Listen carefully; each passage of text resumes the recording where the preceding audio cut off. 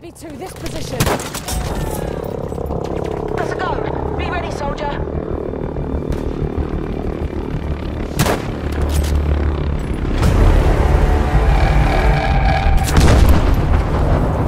Hey everyone, it's Flakfire. Battlefield 5 devs dropped some serious info the other day with a new trailer and a dev talk video, revealing major details on new weapons, vehicles, maps, and even the single-player campaign. Most of the new info was hidden away in the new This is Battlefield 5 trailer. Some of the biggest takeaways were the confirmation of new guns and new vehicles. In the trailer, we actually get a very brief glimpse of the Well gun. This prototype submachine gun was designed by the British Special Operation Executives Station 9, but was never adopted. It was compact with a folding stock and was chambered in the readily available 9mm Parabellum. The Well gun reportedly had a fire rate in the neighborhood of 500 rounds per minute and was praised for its accuracy in tests. It used the same 32-round magazine as the prevalent Sten gun, and the Well gun had no charging handle. The user would instead pull back the ribbed bolt to ready the weapon. Another new weapon spotted was the Gustloff Volkssturmgewehr. This last-ditch German rifle fired the same ammunition as the Sturmgewehr 44 and used the same 30-round box magazine. We actually see it in action in the Dev Talk video, where it does appear to be select fire. We also get a good look at the MP34 in the This is Battlefield 5 video. Many players overlook this weapon given its similarity in appearance to the Irma EMP or the MP28, which have both been previously confirmed for the full game. The MP34 was developed during the interwar years and was based heavily on the familiar MP18. The weapon had a fire rate of around 600 rounds per minute and could utilize 20 or 32-round magazines. In Battlefield 5, the weapon appears to be using the smaller 20-round magazine. The MKB-42H also appears in the trailer, though this appears only to be a visualization customization of the Sturmgewehr 44, since the weapon registers as a Sturmgewehr 44 after the kill. In the same scene, we also get our first look at the Straight-Pull Gewehr 95 in Battlefield 5. It features a forward medium scope, meaning it should be loadable with stripper clips. The Hogren shotgun also makes an appearance in the trailer as well, though it's been spotted in previous screenshots. For vehicles, it appears DICE is adding the Universal Carrier to Battlefield 5. It will be interesting to see how this is implemented in-game, if we're able to customize the vehicle's weaponry. This particular example is equipped with a light AT gun and shield. It does appear that the crew will be vulnerable from the rear and side, so that's something else to consider. The same scene also gives us a brief look at the Staghound armored car, and you can even spot the tanks here on the side.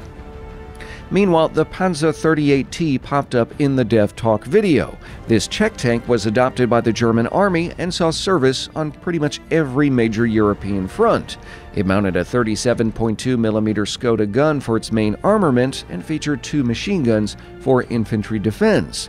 The Panzer 38T chassis also formed the basis for the Marder III and Hetzer tank destroyers. Other vehicle-related goodies include the first look at the Stuka bomb sites, and if you look closely at the Spitfires in the video, a couple appear to be toting ground attack rockets. For emplacements, we can actually see an infamous German 88 on one of the North African maps. It's not immediately clear if this is a usable gun or just a set piece, but I really hope it's the former, since the 88 was key to several German victories in North Africa. The map here is reportedly named Hamada and is one of the 2 North African maps included with Battlefield 5. The game's Twitter account says Hamada is inspired by a strategic point between Libya and Egypt. This probably references Operation Battle Axe, especially since the voiceover in the trailer later mentions the battle as one of the biggest tank battles in human history. Veterans of Battlefield 1942 will be excited at such news.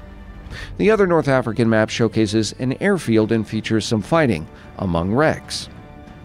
Another new map spotted in the trailer is an unnamed map with sprawling fields and an idyllic French village.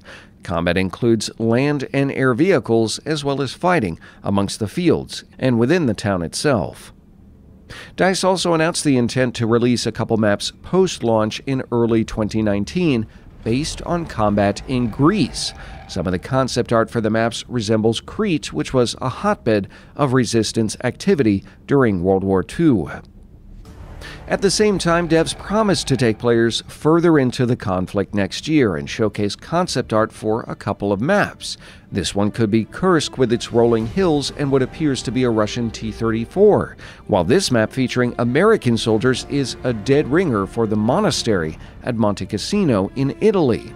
It shouldn't surprise anyone that DICE's plans to add the Eastern Front in Battlefield 5, but Italy, to me, was a welcome surprise.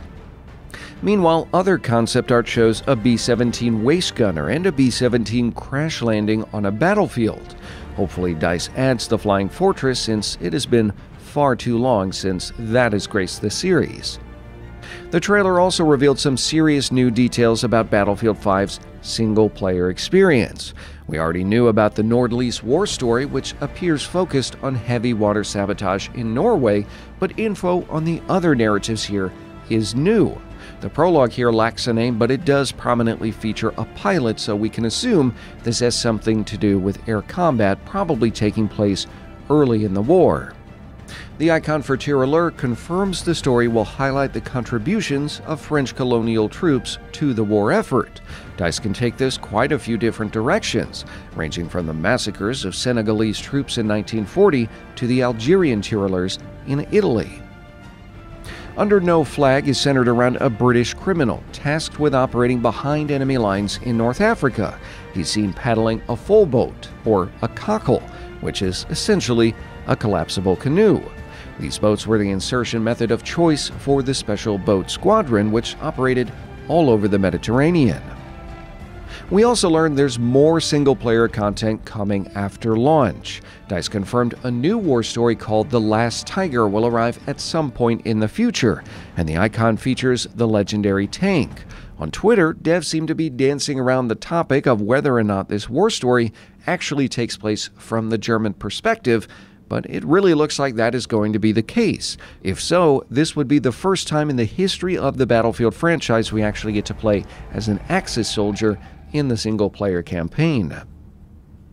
And that's all I was able to glean from the new video, so hopefully there's something in there that piques your interest. Be sure to tell me about it down below in the comments. If you enjoyed this video, leave a like, share, and subscribe. Make sure to hit that notification bell to get updates on the latest Battlefield 5 news. If you want to support the channel, sharing this video on websites like Facebook or Twitter goes a long way to help. And a special thank you to all of you who go out and make that extra effort. And as always, thanks for watching.